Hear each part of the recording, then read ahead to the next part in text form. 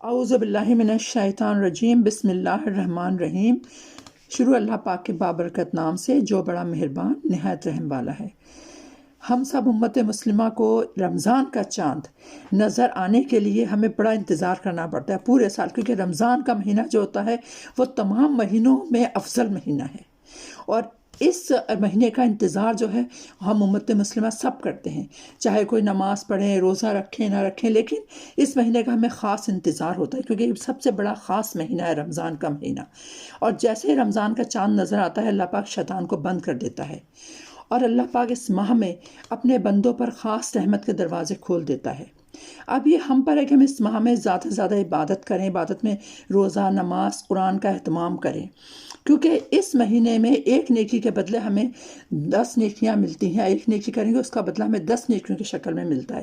اللہ پاک کیونکہ شیطان کو بند کر دیتا ہے، اب ہمیں شیطان کا بھی بہانہ نہیں مل سکتا کہ بھی شیطان ہمیں بہکاتا ہے، نہیں۔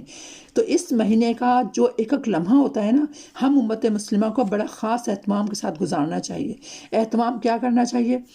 صبح اٹھ کے سحری کریں۔ سحری جو ہے وہ رمضان کی بہت زیادہ افضل ہوتی ہے۔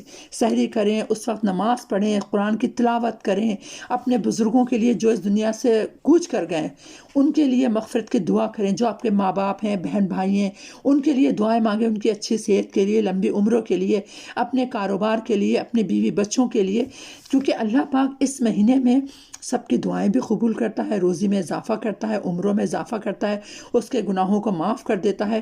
اب اس مہینے کا خاص وظیفہ میں آپ کو پڑھنے کے لیے بتاؤں گی، جس سے آپ کی من کی مرادیں پوری ہوں گی، اور روزگار میں ترقی بھی ہوگی، بیماروں کو شفا بھی مل جائے گی، اور آپ کے رکے ہوئے جو بھی کام ہوں گے جو پورے سال نہیں ہوئے وہ بھی پایہ تکمیل تک پہنچ جائیں گے۔ اب آپ نے کرنا کیا ہے؟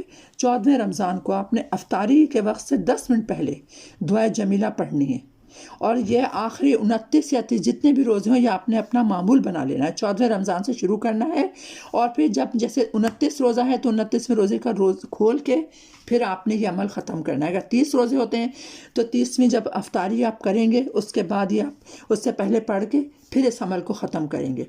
یہ عمل ایک ہو گیا۔ دوسرا عمل جو بہت خاص عمل ہے، یہ بھی روزی کے لیے ہے، آپ کے رکے ہوئے کاموں کو پایہ تکمیل تک پہنچانے کے لیے ہے، آپ کے گھر میں خوشیاں لانے کے لیے ہے۔ اب یہ جو دوسرا عمل ہے یہ ہے 21ویں رمضان سے آپ نے سورہ علم نشرہ یہ پڑھنی ہے۔ یہ آپ نے 11 دفعہ پڑھنی ہے، مغرب کے بعد پڑھ لیں یا عشاء کے بعد پڑھ لیں، اس میں کوئی پابندی نہیں ہے۔ اس کے بعد میں آپ نے سجدے میں جا کر اللہ سے دعا مانگنی ہے کہ اللہ پاک سے دعا مانگنی ہے بہت گڑ گڑا کر، کیونکہ اللہ پاک کو گڑ گڑانا اور بار بار مانگنا اللہ پاک کو بہت اچھا لگتا ہے۔ دعا مانگے اللہ پاک ہمارے رزق میں بھی فراوانی کر، ہمیں لمبی عمر دے، صحت تندرستی دے، اور ہم کسی کے محتاج نہ رہیں۔ ان دعاؤں پر آپ نے جب اپنے دعا مانگ کے اپنے اس وظیفے کا خاتمہ کرنا ہے، انشاءاللہ العظیم انشاءاللہ آپ دیکھیے گا آپ لوگوں کی اللہ پاک جھولی جو ہے رزق سے، روزی سے، خوشیوں سے، صحت سے، لمبی عمروں سے بھر دے گی۔ آپ کے گھر میں خوشیوں کا سمجھ لیں ڈیرا ڈل جائے گا۔ اوکے، اللہ حافظ۔ اپنی اس بہن کو اجازت دیجیے۔ السلام علیکم۔